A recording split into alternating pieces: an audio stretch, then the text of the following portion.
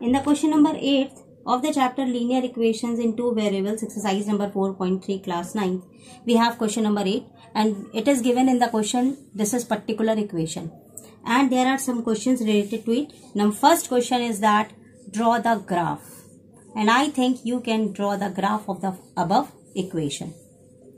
अगर हमें नहीं समझ में आएगा हम अपने मन से ऐसे बॉक्स बनाएंगे.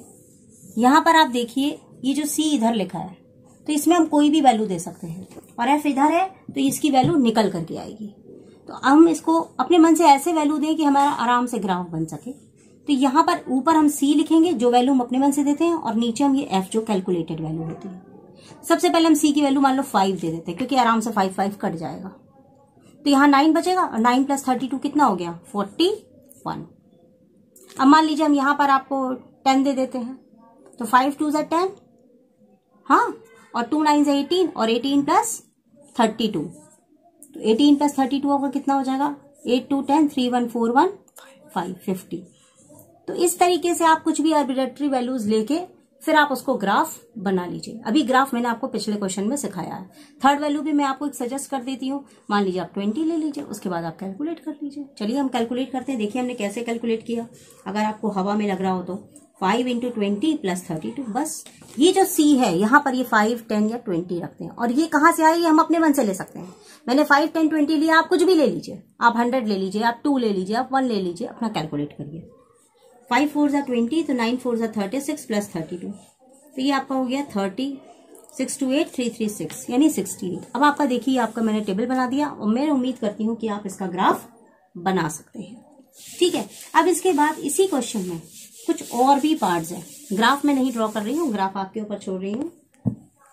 इसमें नेक्स्ट क्वेश्चन है if temperature is equal to 30 degree Celsius what is temperature in Fahrenheit. मतलब इस फ़ारेनहाइट डिग्री में क्या टेम्परेचर होगा और ये सेल्सियस में दिया है. तो बस कुछ भी नहीं करना. Fahrenheit is equal to 9/5 × 30 + 32. आपको इसको सॉल्व करना है.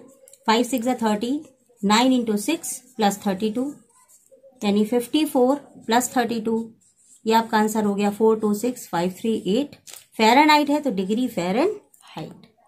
इस तरीके से आप इस क्वेश्चन को करेंगे. और हाँ, now second question is again the same question is there. If temperature is equal to 95 degree Fahrenheit what is the temperature in Celsius. अब ये नहीं कि ये भी 95 तुम C की जगह रख दो. ये फ़ारेनहाइट दिया है तो ये तुम यहां रखोगे इस इक्वेशन में. यानी 95 इज इक्वल टू 9/5 और ये C + 32 यानी अब हमको ये C निकालना है यानी टेम्परेचर इन डिग्री सेल्सियस. अब क्या करो ये 5 से मत मल्टीप्लाई करो. अभी यहाँ ये लिखा है +32, पहले इसको इधर लेकर आओ. तो ये हो जाएगा 95 - 32 is equal to 9/5 × C. Subtracted 5 - 2 3, 9 - 3 6 is equal to 9/5. Now after cross multiplying we get the value of C.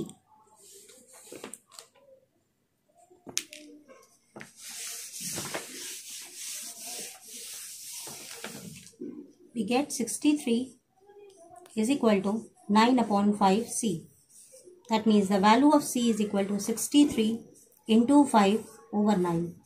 That means 9 7 = 63, 7 5 = 35 degree Celsius. Now I am going to explain this question. If work done is directly proportional to distance, express it in the equation taking force as a constant for 5 units. Find also the work done when distance traveled by is 2 units and 0 units. अब यहाँ question में देखिए लिखा है कि work done जो है वो डिस्टेंस के प्रोपोर्शनल है और फोर्स आपकी वैल्यू कांस्टेंट है 5 यूनिट्स. उसको हमें एक्सप्रेस करना है इक्वेशन फॉर्म में. दूसरी चीज़ हमें वर्क डन निकालना है जब कोई बॉडी 2 यूनिट्स का डिस्टेंस ट्रैवल करती है या 0 यूनिट का डिस्टेंस ट्रैवल करती है. 5 units and it is given that work done is directly proportional to the distance covered. Moreover we know that work done is equal to force into distance. Now if we take work is equal to we take let distance is equal to x, then work is equal to y. Now I am going to substitute y is equal to force into distance, that means x. So in this way this is the equation. इसके अलावा question में दिया है कि force 5 units constant value है, that means force की जगह हम 5 रखेंगे, तो y is equal to 5x. So this is the equation 4, जो कि क्वेश्चन के पहले पार्ट में पूछा गया. उसके बाद आपको कहा गया है कि हमको वर्क डन निकालना है अगर डिस्टेंस जो है वो 2 यूनिट्स का ट्रैवल किया जाता है. डिस्टेंस जो है वो 2 यूनिट्स का ट्रैवल किया जाता है. व्हेन डिस्टेंस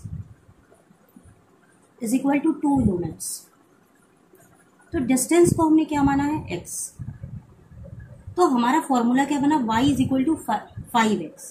तो इस फॉर्मूले में हमको x की वैल्यू रखनी है. तो हमने जो इक्वेशन बनाई थी y is equal to 5x, तो 5 हो गया और डिस्टेंस की यूनिट 2, तो y इज इक्वल टू 10. और ये वर्क डन है, वर्क डन मतलब जूल.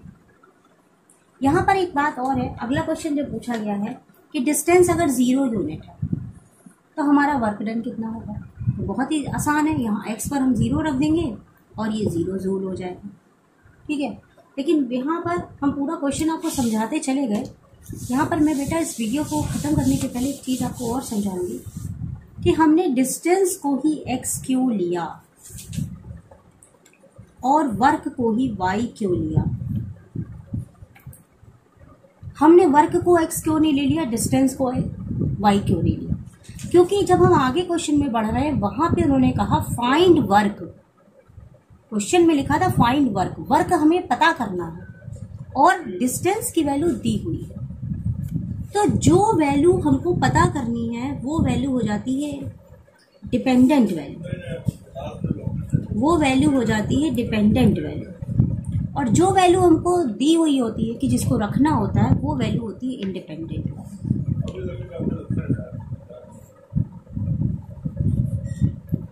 मतलब x की वैल्यू क्वेश्चन में दी थी, मतलब जो आंसर हमें निकालना है वो डिपेंडेंट होता है और उसको हम लोग y लेते हैं. अब आप अगर बात समझ गए होंगे तो वीडियो को आप दोबारा रिवाइंड करके देख सकते हो, आपको क्वेश्चन बेटा जरूर समझ में आएगा. Now next question in front of us is Yamini and Fatima, 2 students of class 9th of a school, together contributed ₹100 towards prime minister relief fund to help the earthquake victims. 2 बच्चे हैं यामिनी और फातिमा, उन्होंने मिल करके प्राइम मिनिस्टर रिलीफ फंड में 100 रुपए जमा कराए. Right a linear equation which satisfy the data. हमको एक इक्वेशन बनानी है जिससे ये बात क्लियर हो सके. You may take their contribution as x and y. उनके कॉन्ट्रीब्यूशंस को आप x एंड y समझ सकते हैं. अब जैसा कि क्वेश्चन में लिखा हुआ है कि 2 बच्चे हैं, पहली बच्ची है यामिनी, दूसरी बच्ची है फातिमा. दोनों ने मिलके जो पैसे जमा किए प्राइम मिनिस्टर रिलीफ फंड में 100 रुपए. बुक में क्वेश्चन में दिया है कि फातिमा को आप x कंट्रीब्यूशन मान सकते हो, वो यामिनी का, और फातिमा का y. तो ये आपकी देखिए बहुत आसानी से इक्वेशन बन गई. अब आपको कहा गया है कि इस इक्वेशन का आप ग्राफ भी बनाइए. ठीक है, तो ग्राफ बनाने के लिए आप पुराने वीडियोस भी देख सकते हैं, मैं फिर से यहाँ सिखाती हूँ. तो आपका यहाँ से y हो गया 100 माइनस x. ठीक है, अब इसके बाद आप एक बॉक्स क्रिएट करोगे. इस बॉक्स में आप x और y बनाओगे और वैल्यूज आप अपने मन से ले सकते हो ऐसे करके. तो यहाँ पर x बना दिया, ये y बना दिया. ठीक है, अब मान लीजिए हमने यहाँ पे सीधा सीधा लिया 50 x का, हम अपने मन से कुछ भी ले सकते हैं. तो फातिमा का भी 50 हो गया. नेगेटिव वैल्यू नहीं ले सकते क्योंकि पैसे कभी माइनस में नहीं होते. मान लो इसने 10 रुपीज दिया तो 100 माइनस 10 90 हो गया. या मान लो हम 10 नहीं लेते, 10 रुपए तो बहुत कम होते हैं. मान लीजिए हमने 40 रुपीज ले लिया तो दूसरे बंदे ने कितना दिया, 60 रुपीज दिया. ठीक है, अब मान लीजिए इसने 70 रुपीज दिया तो इसने 30 रुपीज दिया. ठीक है, तो ये हम अपने मन से आर्बिट्रेरी वैल्यू मानते हैं. तो इस तरीके से अब ये जो आपका डेटा बना है टेबल, इससे हमको ग्राफ बनाना है. पॉज करो. अब हमको इसका ग्राफ बनाना है, तो मैं से ये आप अपने ग्राफ पेपर पे एक्सेस ले लीजिएगा. ठीक है, ये एक्स एक्सेस हो गई, ये आपकी वाई एक्सेस हो गई. ठीक, अब मैं क्या करूंगी, इस पे हम कुछ भी आर्बिट्रेरी ले सकते हैं. तो मान लीजिए मैं 20 पे लेती हूँ, है ना. तो ये 20 हो गया, ये 40 हो गया, 60 हो गया, इसी तरीके से ये -20 हो गया, ये -40 हो गया, यहाँ पर ऊपर भी ये 20 हो गया, फिर 40 हो गया, फिर ये 60 हो गया, फिर ये 80 हो गया। 1 सेंटीमीटर पे आप बना लीजिए। अब देखिए पहला आपका है 50 और 50, तो 40 के बाद 50 यहाँ पर आएगा कहीं, और ऊपर भी यहाँ पे 40 के बाद 50 आएगा। तो यानी हम इसको ऐसे कर देते हैं, आप वैल्यूज याद रखिएगा, 50 और 50 वैल्यू है, 40 और 60 वैल्यू है, और 70 और 30 वैल्यू है। तो ये x वाली वैल्यू हम आगे लिखते हैं, y वाली वैल्यू नीचे लिखते हैं। चलिए, ये 40 60 के बीच में 50 आएगा और इधर से ये 50 आएगा। तो आप स्केल से ऐसे लाइन खींचिएगा, ऐसे ऐसे करके, और यहाँ पर ऐसे स्केल से खींचेगा। तो ये जहाँ पे पॉइंट है ये आपका हो गया 50,50। इसके बाद आपका है 40 और 60, तो ये आपका 40 है, 60 आपका ऊपर जा रहा है, तो यानी ये आपका कहीं पर यहाँ पर आएगा। इसके बाद 70 और 30, तो 60 के बाद ये यहाँ आ गया 80, तो 70 यहाँ कहीं बीच में आएगा, और फिर ये 30, 20 और 40 के बीच में आएगा, यानी ये आपकी पॉइंट यहाँ पर कहीं आएगी। अब आप इसके बाद तीनों पॉइंट्स को आप स्ट्रेट लाइन से मिलाएंगे, तो ये आपकी स्ट्रेट लाइन बन जाएगी। And this is the graph for the required equation.